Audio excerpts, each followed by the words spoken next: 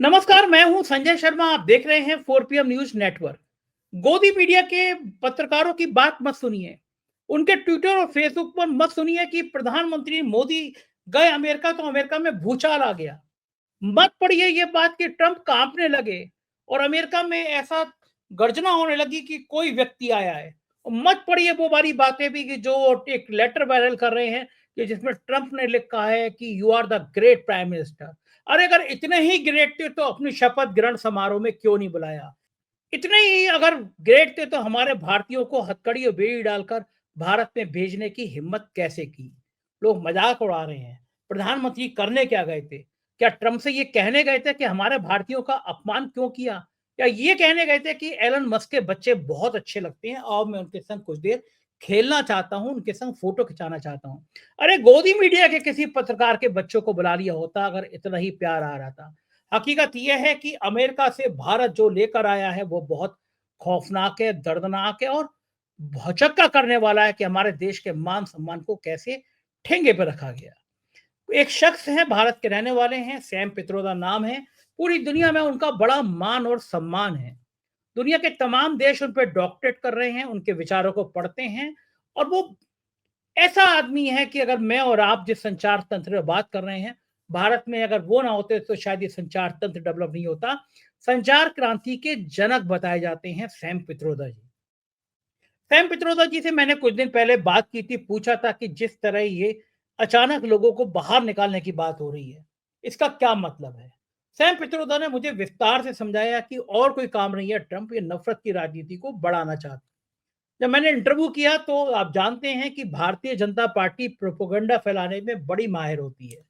मेरे इंटरव्यू के एक पार्ट को काटकर भाजपा ने इस तरह प्रचारित किया, ट्वीट किया कि देखो सैम पित्रोदा 4 PM से कह रहे हैं कि भारत से बांग्लादेशी क्यों निकाले जा रहे हैं, जबकि कोई मतलब नहीं था। वो बात थी शरणार्थियों की, अमेरिका की। लेकिन दुष्प्रचार का कोई अंत नहीं होता।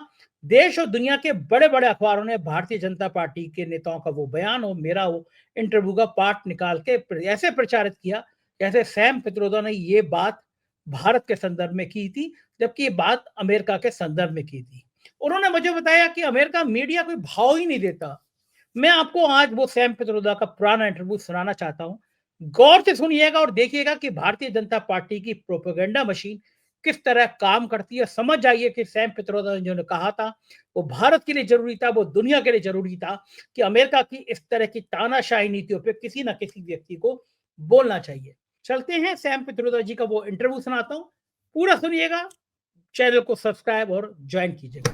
4 PM न्यूज नेटवर्क में स्वागत है सैम सर आपका। आपसे जब बात करता हूं तो एक नई एनर्जी, नई ऊर्जा से भर जाता हूं। इस उम्र में आप जितना काम करते हैं और हम लोगों के लिए प्रेरणादायक रहे हैं, हम लोगों के स्टूडेंट टाइम से, क्योंकि जिस संचार से हम बात कर पा रहे हैं वो शायद भारत में आप ही की देन है। धन्यवाद। अमेरिका में हैं आप, शिकागो में हैं आप, और अमेरिका इस समय पूरी दुनिया का केंद्र बना हुआ है। नए नए राष्ट्रपति आए हैं, उनकी विस्तारवादी नीतियां और एक लाइन कि हम अमेरिका को महान बनाएंगे। पहले मैं, चूंकि आप पूरी दुनिया का बहुत करीब से जानते हैं, मैं आपसे ये जानना चाहता हूं कि क्या दृष्टिकोण है, किस मायने में अमेरिका को वो महान बनाने की बात कर रहे हैं? इसका चीन पर, इसका खाड़ी के देशों पर, इसका भारत पे पूरे प्रवेश क्या है, क्या स्ट्रेटेजी है ट्रम्प साहब की? इसे समझने के लिए हमें थोड़ा बहुत डीप विचार करना होगा। ये बात इतनी सीधी नहीं है। अलग अलग के लोग अलग अलग सोचते हैं इसके बारे में। मैं आपको मेरी विचारधारा समझाने का प्रयत्न करूंगा। हम समझते हैं कि ऐसी 5 चीजें चल रही है एक साथ। 5 चीजें एक साथ चल रही है जो हमें समझना है। उसी से हम समझ सकेंगे कि ये ट्रंप फिनोमिना क्या है, मोदी फिनोमिना क्या है और दुनिया में क्या चल रहा है। सबसे पहले वी हैव टू एक्सेप्ट कि दुनिया is decolonized. Mahatma Gandhi led efforts in India जिससे हमें आजादी मिली 1947 में, उसकी वजह से और through other means the entire world got decolonized. Africa, Philippines, Middle East, South Asia. पिछले 75 साल में जैसे धीरे धीरे दुनिया डीकोलोनाइज होने लगी, people in every country felt powerful कि हम अब खुद कुछ कर सकते हैं, हम आजाद हो गए, हमें हक मिलना चाहिए, हमारा कोई सुनने वाला चाहिए, हम गुलाम नहीं हैं अब। सो इसकी वजह से दो चीजें हुई है हमारी दृष्टि से। एक, लोगों की आवाज इंक्लूजन के बारे में बढ़ गई। देखिए, इंडिया में लोग कहते हैं कि कास्ट, सो लो कास्ट के लोग कहते हैं भाई हमें भी चाहिए हक। आप हाई कास्ट वाले डंडा लगा के बैठे हैं, हम चमार हैं, हम लो कास्ट के हैं, हम कारपेंटर हैं, ओबीसी है, आदिवासी हैं, माइनॉरिटीज हैं, हमें आपके जैसा ही हक चाहिए। हमें हक चाहिए नौकरी में, इनकम में, एजुकेशन में, हेल्थ में। इंडिया में कास्ट सिस्टम है, यहां पे ब्लैक लाइव्स मैटर है। दूसरी जगह इमिग्रेशन है, यहां भी इमिग्रेशन है। तो जो जो लोग हक मांगते हैं उनसे कुछ लोग डरते हैं, क्योंकि उनको हक देंगे तो ये लोग समझते हैं कि उनका धन कम हो जाएगा। उसके बाद दूसरी चीज है सस्टेनेबिलिटी। लोग कहते हैं कि पोल्यूशन बढ़ गया है, जंगल कम हो गए हैं, गर्मी बढ़ गई है, आइस मेल्ट हो रहा है, जिससे देखिए कैलिफोर्निया में आग लगी पड़ी है, कहीं बाढ़ आती है। तो लोग कह रहे हैं कि sustainability is threatening our future. If sea rises, millions of people will get affected. So after decolonization, ये दो चीजों पे ध्यान बढ़ गया है, इंक्लूजन एंड सस्टेनेबिलिटी। अब इससे नुकसान किसको है? जो रिच एंड पावरफुल हैं, वो कहते हैं कि ये तो जमीन से लोग आ रहे हैं, नीचे वाले हमें परेशान करेंगे, हमसे मांगते हैं कुछ, तो हमें पावर छोड़ना पड़ेगा थोड़ा बहुत उनके लिए। So rich and powerful have come together. Rich and powerful is saying we must guard. It is sort of a new concept of colonization. Saying हम अपनी वेल्थ गार्ड करते हैं और किसी को उसके पास नहीं आने देंगे। साथ साथ में China has been able to rise. पहले क्या था कि लोग समझते थे कि अमेरिका जितना पावरफुल कोई नहीं हो सकता। अब China has become very powerful because सब प्रोडक्शन चला गया चाइना में। दुनिया कोई कुछ बनाती नहीं है, सब चीजें चाइना से आती है। सो चाइना को चेक करना ये रिच एंड पावरफुल के लिए बहुत इंपॉर्टेंट हो गया। बोले इसको नहीं चेक करेंगे तो हमारा धन भी जाएगा, हमारा पावर भी जाएगा,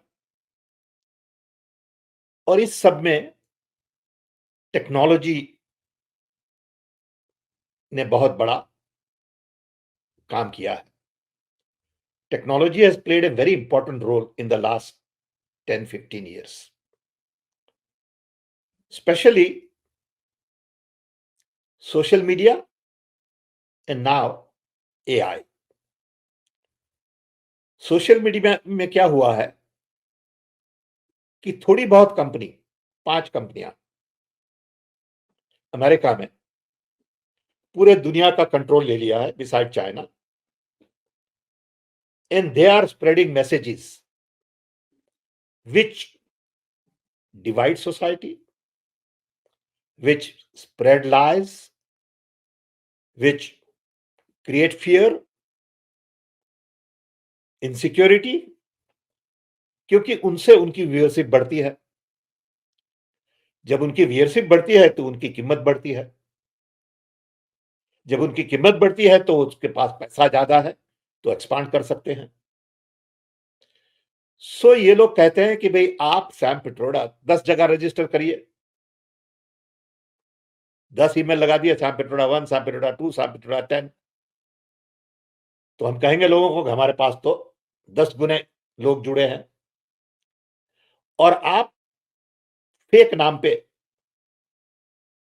लोगों के पीछे जाइए, झूठ बोलिए, लोगों को बदनाम करिए, क्योंकि आपको तो नहीं पकड़ सकेगा कोई, आप तो छुप जाएंगे पीछे। तो ये जो टेक्नोलॉजी का उपयोग हुआ है to further enhance command and control as opposed to collaboration, cooperation, co-creation, communication, इससे rich and powerful have come together. आपने देखा कि ट्रंप के इनॉग्रेशन में सब रिच लोग वहां थे, दुनिया के सब बड़े बड़े रिच लोग, from Europe, Asia, America, they were all invited, क्योंकि it was a display of rich and powerful together against rest of the world. So अभी क्या हुआ है कि people are basically focused on power and profit. Trump, पैसा पैसा और ताकत, यही दो चीजें, इसी बिल्कुल। पे सबको फोकस करना है। तो देखिए कि हम कह रहे हैं कि इंडिया में पावरफुल प्राइम मिनिस्टर है, अमेरिका में पावरफुल प्रेसिडेंट है, और रिच उनके साथ जुड़े हैं सब जगह। बिल्कुल ठीक है। तो in the process planet and people are ignored. Trump ने क्या कहा कि हम WHO से निकल जाएंगे, that means people will suffer, global health will suffer. हम पेरिस अकॉर्ड से निकल जाएंगे, that means global warming will suffer. हम गैस और पेट्रोल बढ़ाएंगे और ईवी व्हीकल पे स्टॉप लगा देंगे, कम करवा देंगे। सो इससे मैसेज ये है कि हम प्लैनेट की चिंता नहीं करते, ग्लोबल वार्मिंग की हमें कुछ नहीं पड़ी है, और हमें लोगों की भी कुछ नहीं पड़ी है, क्योंकि हम लगेंगे इमिग्रेशन के पीछे। गरीब हैं ये लोग, भूखे हैं ये लोग, इतना काम करके यहां आते हैं, ऑफकोर्स इलीगली आते हैं, वो भी ठीक नहीं है, हम समझते हैं, लेकिन हम इमिग्रेशन के पीछे लगेंगे। हमारे वहां लग गया आप कि बांग्लादेशी के पीछे लगेंगे, माइनॉरिटी के पीछे लगेंगे, as opposed to saying we will include everybody. If we have to suffer a little bit, it's okay. We will suffer a little bit. We will share. But nobody wants to share. They want to keep their pie bigger and bigger. आप देखिए कि during election time Elon Musk की wealth 120 billion बढ़ गई, 120 billion बढ़ गई। उन्होंने करीबन 277 मिलियन बोलते हैं इलेक्शन के लिए ट्रंप के पीछे डाले। अब 277 मिलियन का रिटर्न देखिए, 120 बिलियन। जेफ बेजो की इनकम बढ़ गई 100 बिलियन और सो। फेसबुक वाले की इनकम बढ़ गई 100 बिलियन और सो। सो ये लोग समझते हैं कि अगर हम पावरफुल के साथ अलाइन हो जाएं तो हमारी इनकम बढ़ जाएगी, आगे बढ़ेगी। तो यानी आपका मानना यह है कि चाहे अमेरिका हो चाहे भारत हो, जो बड़े उद्योगपति हैं, भारत में भी अंबानी अडानी का नाम आता है, वो प्राइम मिनिस्टर के साथ हैं। अमेरिका में एलन मस्क, मार्क जुबेरगिल जैसे लोग सब जगह, भारत में नहीं, खाली आप टर्की देखिए, आप कोई भी दूसरा देश देखिए, सब जगह ये पैटर्न चल रहा है। जो रशिया देखिए, पूंजीपति है वो राजनीति की ताकत के साथ जुड़ गया, यानी एक पैसे वाले का और एक ताकत का ऐसा कॉकटेल बन गया जो गरीब पे जुल्म कर रहा है, जो गरीब को शपथ लेते ही कह रहा है कि ध्यान छोड़ो नहीं दे रहा। अमेरिका, मैं वैसा नहीं कहूंगा कि जुल्म कर रहा है, लेकिन ध्यान नहीं दे रहा है। ध्यान नहीं दे रहा उसको, वो और गरीब होता जा रहा है। लेकिन सैम साहब, ये दुनिया एक बड़ी क्रांति की तरफ नहीं बढ़ेगी अगर मान लीजिए अगर लोगों का ये अनुपात बढ़ता रहा, अमीर और गरीब के बीच में खाई बढ़ती रही, तो दुनिया में एक नई क्रांति भी जन्म ले सकती है, क्योंकि बिल्कुल बड़ी आबाद सच है, तो गरीब लोगों की है ना। सच है। तो ये जो चल रहा है फेज, वो शायद 10 साल 20 साल चलेगा, क्योंकि ये डीकोलोनाइजेशन के अगेंस्ट है कि आपने पावर दे दिया लोगों को और उससे हमें बड़ा नुकसान होगा। हम तो नए पावरफुल किंग हैं। तो आप देखिए कि आज के जो लीडर्स हैं, they act like king, they don't act like public servant. बिल्कुल ठीक है, राजा है वो। हाँ, बिल्कुल राजा की तरह। उनका कपड़े देखिए, उनके प्लेन देखिए, उनके पास सिक्योरिटी देखिए, उनकी कार देखिए, उनके सब चीजें आप देखिए। और गांधी जी दिन में कपड़े बदलते हैं, सूट बदलते हैं कई बार। गांधी जी कैसे थे leader? He was a public servant. धोती में, बस पूरी जिंदगी और धोती आज में। के लीडर कैसे हैं देखिए, फैशनेबल होते हैं, चश्मे लगाते हैं, भाषण देते हैं, झूठ बोलते हैं और उनको कुछ नहीं होता। सही बात है। हमारे देश में भी ऐसे नेताओं की सब भरमार है। जगह, मैं इंडिया की बात नहीं कर रहा, पूरी दुनिया में ऐसे ही हो रहा है। ट्रम्प दुनिया साहब में के ऐसा भी हो गया है। सूट बूट टाई देखने के काबिल होते हैं, कपड़े उनके पूरी दुनिया में होता है। सैम साहब, आप गुजरात से ताल्लुक रखते हैं, अमेरिका में एक लंबे समय से रह रहे हैं। लोगों के मन में बड़ा, भारत के मन में, ये लोगों के मन में गोदी मीडिया ने ये स्थापित कर रखा था कि ट्रंप हमारे मोदी जी के सबसे पक्के दोस्त हैं। मोदी जी ने वहां जाके कहा भी था, आपकी बात ट्रंप सरकार, शायद आजादी के बाद से आज तक कभी ऐसा नहीं हुआ कि हमारे प्राइम मिनिस्टर ने किसी दूसरे मुल्क में जाके, किसी राष्ट्र में जाके चुनाव में ऐसे सीधा दखल दिया हो। लेकिन इन ट्रंप साहब ने चाइना, जो उनका सबसे बड़ा दुश्मन है, उसके प्रेसिडेंट को शपथ ग्रहण में बुलाया, लेकिन हमारे प्राइम मिनिस्टर को नहीं बुलाया। भारत का में अपमान लगा, बुरा लगा। आपको क्या लगता है, क्या कारण है, उन्होंने मोदी जी को क्यों नहीं बुलाया होगा?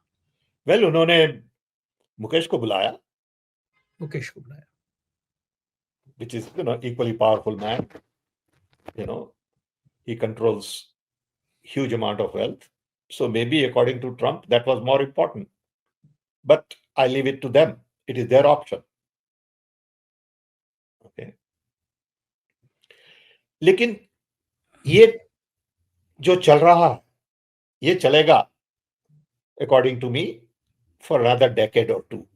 In human civilization, history will be written later कि after decolonization of the world, for 20-25 years, rich and powerful came together to save their interests.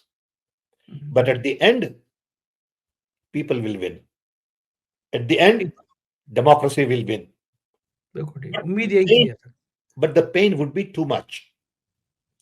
So ultimately, what we need, according to me, is a global constitution. बिल्कुल ठीक बात है। Global constitution जहां हम कहें कि भी inclusion is important, sustainability is important, equality, diversity, decentralization, democracy, equity, ये सब चीजें ग्लोबल कॉन्स्टिट्यूशन में होनी चाहिए। कि जस्ट बिकॉज, तो अभी ट्रम्प क्या कह रहे हैं, हम तो कनाल ले लेंगे पनामा की, हम कनाडा को बना देंगे दूसरा state. I mean, you can't even talk like this, but they do, and they can get away with it, and they get respect for this kind of conversation by many. लेकिन same साहब, जो पहले की जो स्थापित चीजें हैं, संयुक्त राष्ट्र संघ हो, ऐसे अंतरराष्ट्रीय संस्थाएं हो, उनकी भी तो कोई नहीं सुन रहा। युद्ध हो रहे हैं, रूस यूक्रेन में नहीं सुन रहा, क्योंकि उनको ये लोग फंड करते हैं। देखिए WHO का क्या हुआ, अमेरिका $1 बिलियन देती है, वो निकाल लिया।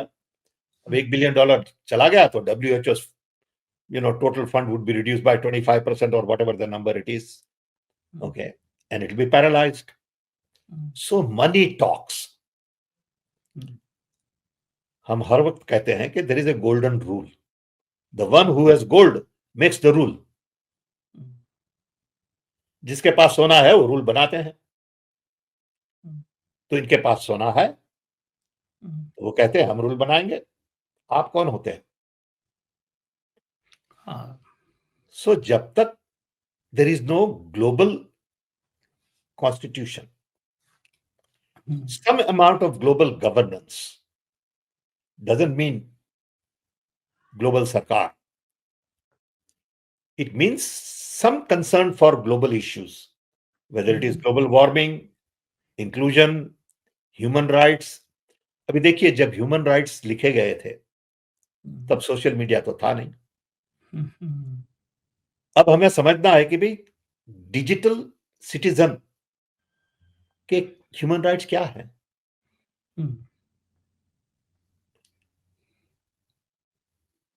हम रहते हैं अमेरिका में, चिंता करते हैं इंडिया की। दूसरे लोग ऐसे हैं जो काम करते हैं यूरोप में, कंपनी है चाइनीज, तनख्वाह मिलती है ब्राजील से। So what does it mean to be a citizen in this kind of a world? And what are my rights and responsibilities and my role? ये सब नई चीजें हैं। और जब AI आ रहा है, AI से तो दुनिया बिल्कुल बदल जाएगी। बिल्कुल ठीक कह रहे हैं आप, कुछ भी बन जा रहा है। मेरे मित्र हैं, एक बहुत बड़े जाने माने डायरेक्टर हैं हिंदी फिल्म इंडस्ट्री के, अविनाश दास जी। वो कह रहे थे अब तो वो दौर आ जाएगा 1-2 साल बाद, पूरे एक कमरे में बैठ के पूरी पिक्चर तैयार हो जाएगी। बिल्कुल बिल्कुल। लोगों की तो जिंदगी, नौकरियों पे संकट आ जाएगा। कैरेक्टर की क्या जरूरत है? आप एक कैरेक्टर बना दीजिए और उस कैरेक्टर को लगा दीजिए काम पे। ओके, सो कितनी दुनिया सैम साहब बदल गई। आपने, मुझे अभी तक याद है जब आपने एक बार कहा था, राजीव गांधी के साथ थे आपने कहा था कि कुछ दिनों बाद एक ऐसा मोबाइल होगा जिसपे आप अपने रेलवे का टिकट बुक कर सकते हैं। और मैं खुद उन रेलवे के रिजर्वेशन की लाइनों में लगा हूँ। एक रिजर्वेशन लगाने के लिए आपको 50वां 60वां नंबर आता था, लोग सुबह ही सुबह पहुंच जाते थे। तो आपने जब कहा था, मुझे अभी तक याद है कि एक फोन होगा जिसको बटन दबा के आप रिजर्वेशन कर देंगे। लोगों ने आपकी मजाक उड़ाई थी कि ऐसा कैसे हो सकता है, देश ने मजाक उड़ाई थी। और आज वो संचार क्रांति वहां तक आ गई कि AI मेरी और आपकी बातचीत को भी आर्टिफिशियल तैयार कर सकता है। बिल्कुल बिल्कुल। ये विज्ञान का, हाँ, गो अहेड। विज्ञान का पॉजिटिव साइड है AI, या विज्ञान अब उस जगह पे ले आ रहा है जहां इंसान की कीमत कम होती चली जा रही है? नहीं, ऐसा नहीं। विज्ञान की ऑलवेज 2 साइड्स होती है, पॉजिटिव एंड नेगेटिव। हम हर वक्त कहते हैं कि आप नाइफ देखिए, चाकू से आप किसी को मार सकते हैं और उसी चाकू से आप फ्रूट को काट सकते हैं खाने के लिए। So people will have to decide how they use this technology. Okay, people will have to decide that technology has to be for the benefit of the humanity. Nuclear technology देखिए, nuclear technology में क्या है? Same issue, but we figured out how to manage. So AI also will figure out how to manage over a period of time. ठीक बात है, बिल्कुल ठीक बात है। सैम साहब, कुछ सवाल मैं आपसे राजनीति की भी करना चाहूंगा, क्योंकि आप राजनीति घराने से जुड़े रहे हैं, गांधी परिवार से बहुत करीबी रहे हैं। मोदी जी ने, आपने बताया कि मुकेश अंबानी जी को बुलाया, सॉरी ट्रंप ने मुकेश अंबानी जी को बुलाया क्योंकि ट्रंप को लगा कि मुकेश अंबानी ज्यादा पावरफुल है। Oh, I लेकिन won't say that. I would not say that. It's up to him.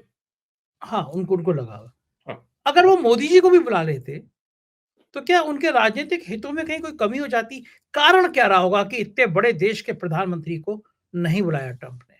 पता नहीं, हम तो नहीं जवाब दे सकते उसके बारे में। वो तो Trump will have to decide, his team will have to decide. It is their privilege, उनका फंक्शन था। हम कौन होते हैं उसके पर कमेंट करने के लिए? अमेरिका की मीडिया में, अमेरिका के अखबारों में ये कुछ सवाल नहीं, प्रमुखता से कुछ उठा, मोदी नहीं आए हैं। कुछ नहीं, किसी ने कुछ नहीं पूछा। इसी कुछ इंडिया में लोग समझते हैं कि अमेरिका में इंडिया का बहुत इंपॉर्टेंस है। It's not true. नहीं है। कोई पूछता नहीं, कोई लोकल पेपर है, किसी को ऐसा आइडिया भी नहीं आया। फॉरगेट अबाउट आइडिया नहीं इंडियन आया कि न्यूज़पेपर। मोदी आए हैं या नहीं आए, ये आइडिया नहीं आया किसी को। Indian newspaper, American media has never even question asked, written. It's not part of the thought process. अरे बाप रे! कोई मतलब ही नहीं है कि मोदी आए या नहीं आए, बिल्कुल कोई नहीं है, फ़र्क ही बिल्कुल नहीं। नहीं है, बिल्कुल नहीं है। आप देखिए ना, आप न्यूयॉर्क टाइम्स ने कुछ लिखा, वॉशिंगटन पोस्ट ने कुछ लिखा, वॉल स्ट्रीट जर्नल ने कुछ लिखा, okay, USA today, these are all the major newspapers, television channels, you can check it. Maybe कहीं I'm कोई wrong. ज़िक्र नहीं है। कुछ नहीं, मैंने तो कुछ नहीं हाँ, देखा। यहाँ पे हमारे आज तक चैनल की अंजना ओम कश्यप थी, वो वहाँ पे अमेरिका में कह रही थी कि अभी बहुत भीड़ हो जाएगी, मोदी जी इसलिए नहीं आए हैं। अब देखना ट्रंप जी मोदी जी के लिए अलग से बुलाएँगे हो और फिर सकता मोदी है, ट्रंप को अलग से बुलाएँगे। हो सकता है। ऐसा भी हो हमारे, सकता आप तो जानते हैं हमारे मीडिया कैसे हैं। हमारे मीडिया वाले कुछ भी कह देते हैं है। और सही लोग बात है। मान भी लेते हैं, और लोग मान भी लेते हैं, क्या करें? हाँ, एक और बड़ी मज़ेदार बात हुई कि यहाँ की गोदी मीडिया इस बात से बड़ी खुश थी कि विदेश मंत्री जो हैं, वो पहली रो में बैठे दिखाई दे रहे हैं। मतलब इसी बात से खुश थे कि विदेश मंत्री को आगे खड़ा कर लिया गया है। क्या ये खुश होने वाली बात थी? पर्याप्त बात थी? It shows the colonial mindset, समझे? आप आगे खड़े हैं या पीछे खड़े हैं, उससे कोई मतलब नहीं। लेकिन we are hierarchical and we are feudal. Hmm. Okay, आगे बिठा दिया तो बड़ा अच्छा हुआ, हमको मान दिया। अरे भाई, ऐसे मान नहीं दिया जाता। सो हमारी दृष्टि से इट्स इररिलेवेंट, लेकिन some people think it is important, so what can I say? It's okay. अब देखिए, एक आप प्रश्न बहुत बड़ा है इसके, इंडिया के लिए, वो है इमिग्रेशन। हुँ, मैं वो इसी सवाल पे आ रहा था।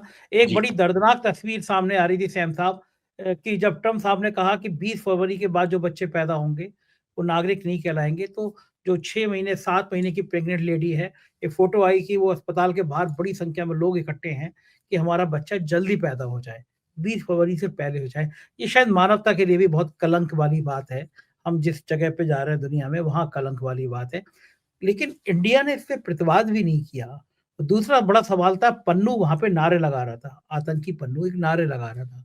भारत ने प्रतिवाद भी नहीं किया। किसी चीज़ पे कोई मतलब नहीं है, इतने शरणार्थी भारत में वापस भेजे जा रहे हैं, 18,000 की लिस्ट है, सवा 7 लाख वेटिंग में है। भारत कुछ कह पाने की स्थिति में नहीं है कि हम वाक़ई में अमेरिका के सामने बहुत कमज़ोर हो गए हैं। America has taken a position on immigration, it is their privilege.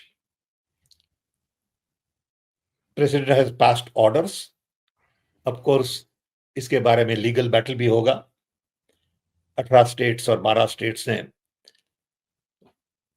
Court में चैलेंज भी किया है ये।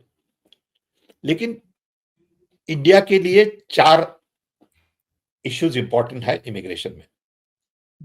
पहला तो जो 20,000 इंडिया के लोग हैं जिन्होंने इधर असाइलम मांगा है, और maybe some are criminals, they violated some local laws one way or the other, they will be the first one to send back. ये तो होगा। Second would be 700,000 illegal immigrants जो काम करते हैं छोटे छोटे स्टोर में, गैस स्टेशन में, रेस्टोरेंट्स में, खेत में और दोस्तों के स्मॉल बिजनेस में, सम इन मैन्युफैक्चरिंग, उनको एक एक करके ढूंढा जाएगा और उनको भी वापस भेज दिया जाएगा। इनमें से कितने पाए जाएंगे वो किसी को पता नहीं है। Third is students. हमारे देश से सबसे ज्यादा स्टूडेंट्स यहां आते हैं। वो नंबर भी बदलेगा क्योंकि स्टूडेंट को काम करने का मौका ये सरकार शायद नहीं देगी, लेकिन जो बहुत पढ़े लिखे हैं उनको they will welcome, and that relates to H1B visa. अब जैसे जैसे AI का उपयोग ज्यादा होता रहेगा वैसे वैसे white collar jobs will be reduced. So इसकी इफेक्ट इंडिया पे होगी। बड़ी बड़ी हमारी सॉफ्टवेयर कंपनियां जो है, TCS, Infosys, Wipro and others, they will get affected. They know it, and they already sense slowdown in many ways. जो आपने बताया citizenship, it really applies to H1B visa more than anybody else. जो citizens हैं America के Indians, जो regular residents हैं America के, America में इंडियंस, उनके लिए it is not a problem. Their children will get citizenship.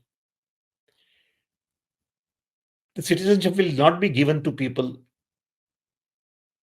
who are on temporary visa, illegal immigrants, and also for those who specially fly in from other countries to deliver babies here. A lot of rich people do that.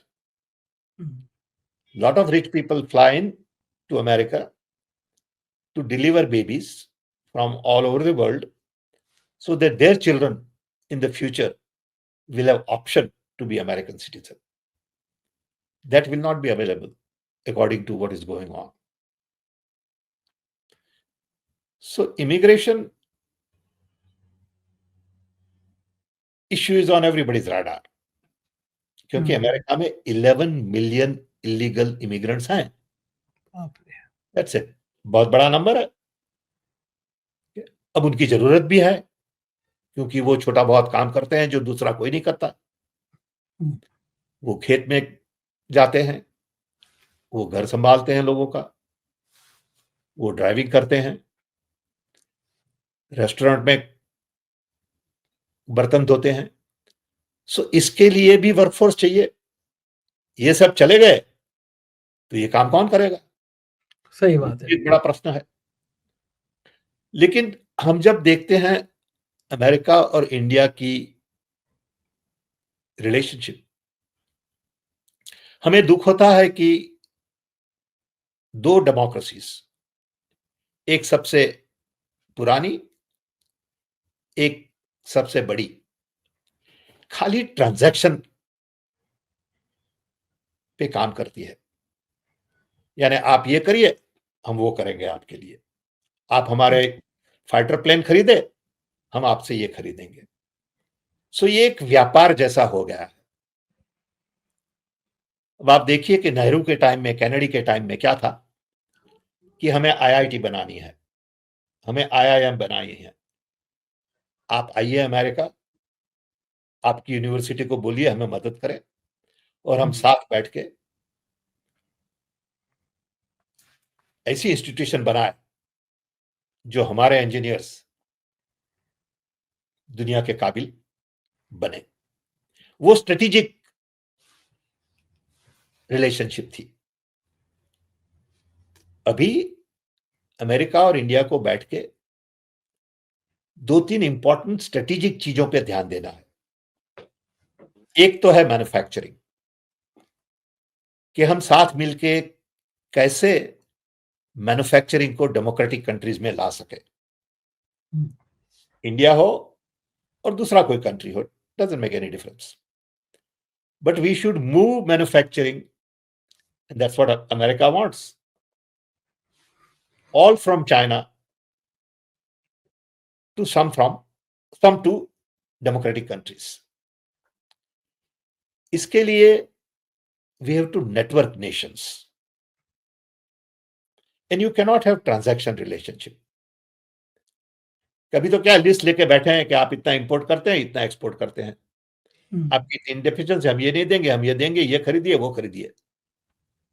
Rather than saying, we will help you improve your education, we will help you improve your health system, you help us in technology, you have manpower, you have a lot of young people who go to colleges, can't find jobs, we'll find jobs for them, even if they are in India. ये एक सबसे बड़ा प्रश्न है कि until we find strategic conversation and ideas to implement, our relationship will remain transactional. बिल्कुल ठीक कह रहे हैं सैम साहब, ये बहुत जरूरी है.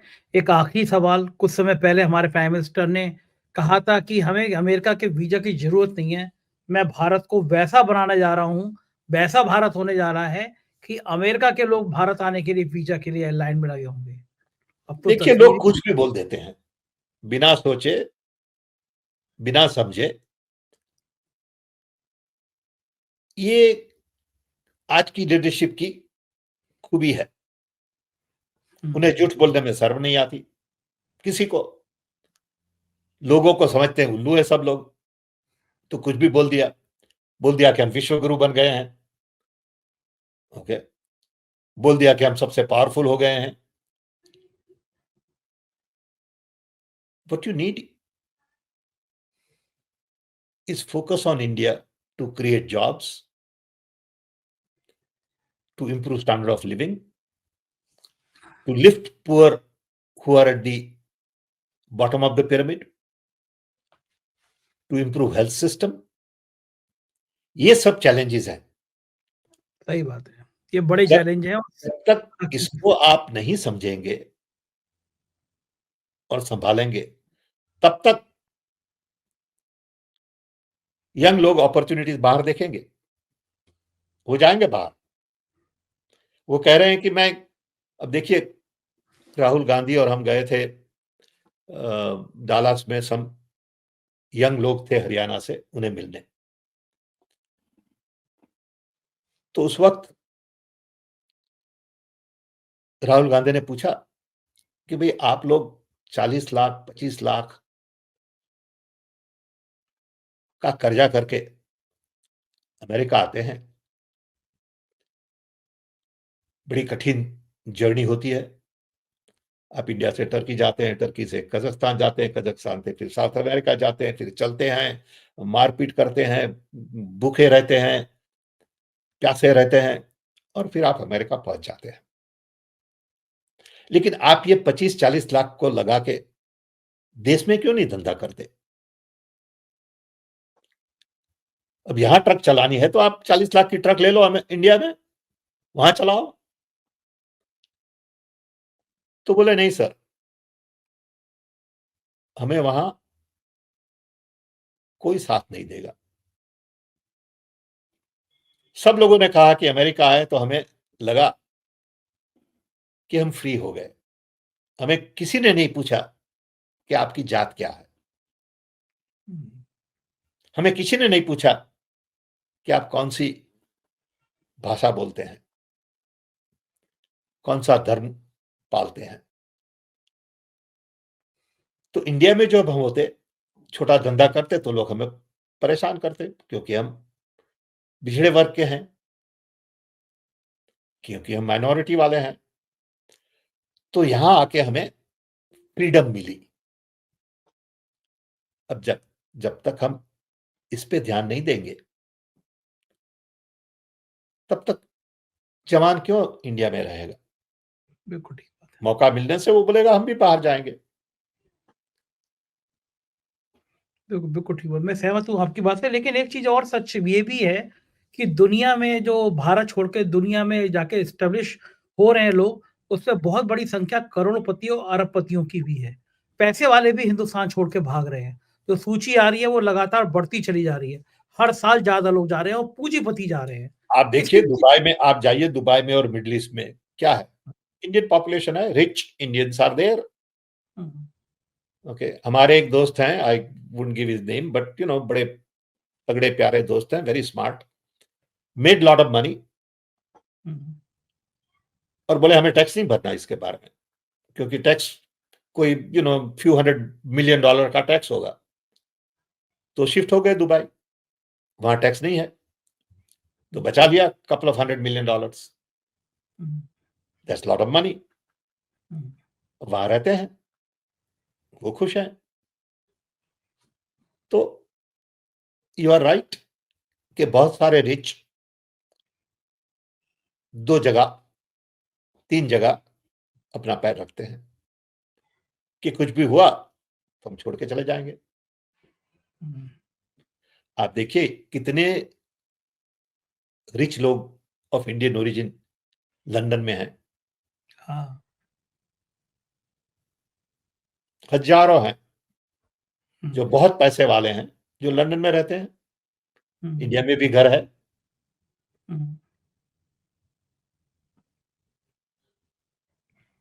सही बात है, दुबई में है, लंदन में है, बिल्कुल, सिंगापुर में है, सिंगापुर में है, मलेशिया में है, ऑस्ट्रेलिया शिफ्ट हो गए, इंडोनेशिया में, कनाडा ऑस्ट्रेलिया भी बड़ा इंडोनेशिया में भी है। बड़ा खराब है ये देश के लिए, लेकिन व्यवस्थाएं 10 सालों में ऐसी हो गई है, कुछ कहा नहीं जा सकता। अब बहुत बहुत शुक्रिया सैम सर, आया आपने मुझे इतना समय दिया, मुझे आपसे बात करके बहुत अच्छा लगा। थैंक्स। ये थे सैम पित्रोदा जी और पूरी बातचीत सुनी। मेरे को यकीन है कि इस बातचीत को सुनने के बाद आप अपना प्यार भरा कमेंट जरूर करेंगे। शुक्रिया, थैंक यू।